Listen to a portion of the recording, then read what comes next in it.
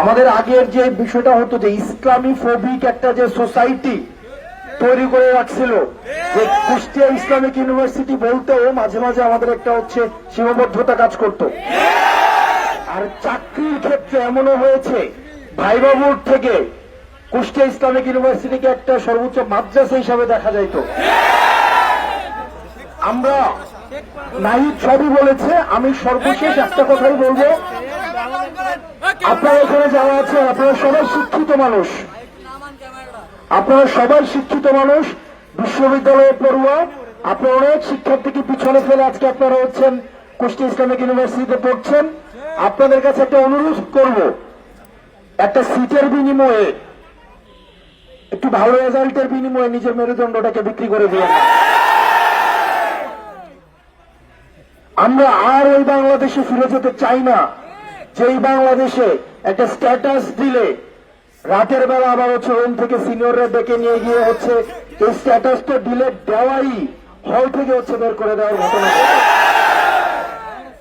আমরা এই জায়গায় সচেতন থাকবো, আপনারা ঐক্যবদ্ধ থাকবেন, আপনারা ঐক্যবদ্ধ থাকবেন, মুক্ত চিন্তার পরিবেশটা উন্মুক্ত থাকুক। আমরা প্রশ্ন করব, বিমত প্রকাশের স্বাধীনতা আমরা নিশ্চিত করব। সবাই আমার সাথে একমত হবে এটা কোনো মুখ্য না। এই যে আমরা এখানে অনেক মানুষ আছি, আমাদের আপনারা অনেক জায়গায় দেখেন আমি অনেক জোরে জোরে কথা বলি, এরে হুমকি দেই, এরে থামকে দেই, এটা আপনারা দেখেন। আবার আপনারা আবার আরেকটা চেহারা অনেকেই চিনেন যে কাছের মধ্যে আমরা কতটা ইন্টারেক্টিভ ভাবে আমরা হচ্ছে কাছে কথা বলি। আমার কাছে মনে হচ্ছে আমি আবার কাছে এসছি। এই যে দেখেন আপনারা যে এখানে আছেন, অনেকে টুপি পরে আছে, অনেকে হিজাব আছে, অনেকের হিজাব নাই, অনেকের মেকআপ আছে, অনেকের মেকআপ নাই, অনেকের দাড়ি আছে, অনেকের দাড়ি নাই, অনেক হচ্ছে মুরগি পছন্দ করে, অনেক হচ্ছে মাছ পছন্দ করে। এইটাই ডাইভার্সিটি। আমাদের সোসাইটিতে সবগুলো এলিমেন্টস নিয়ে হচ্ছে আমাদের সোসাইটি গড়ে ওঠে। আমাদের সবাইকে নিয়ে আমাদের থাকতে হবে, সবাইকে নিয়ে আমাদের চলতে হবে। আমাদের এই যে মত পার্থক্যটা, এই মত পার্থক্যকে আমরা এন্টারটেইন করব, আমরা বিমত প্রকাশের স্বাধীনতাকে আমরা নিশ্চিত করব।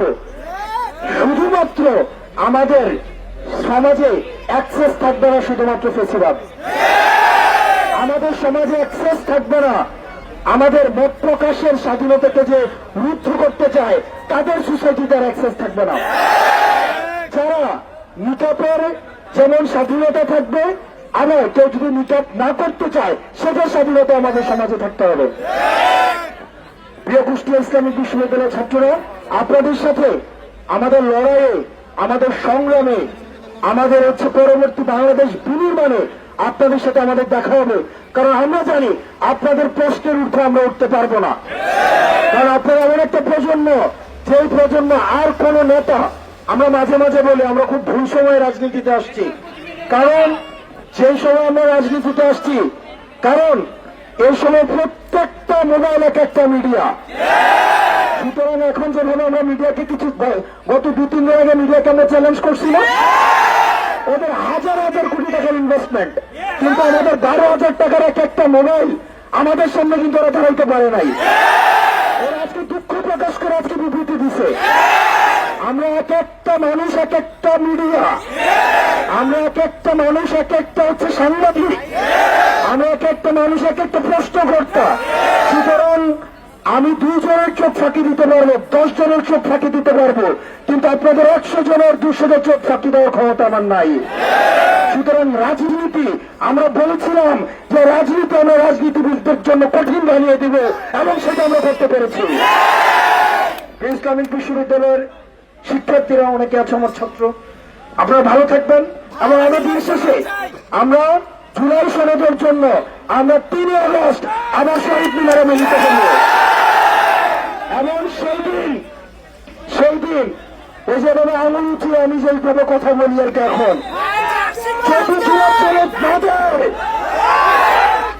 আমাদের পিছনে ফিরার কিন্তু কোনো জায়গা নাই। আমরা ডক্টর মোহাম্মদ ইউনূসকে বলছি, এই জুলাই সনদ কিন্তু কোনো কবিতা না, কোনো রাজনৈতিক রেটরিক না, এটা আমাদের পরবর্তীতে বাঁচার সনদ, এটা দ্বিতীয় বাংলাদেশের, এটা হচ্ছে তফসিল। এই জুলাই সনদ অবশ্যই দিতে হবে। আমরা 3 আগস্ট ঢাকার শরীফুলের আলোয় আমরা মিলিত হব। আপনারা সবাই ভালো থাকবেন, সুস্থ থাকবেন। আমি আপনাদের ক্যাম্পাসের আগামী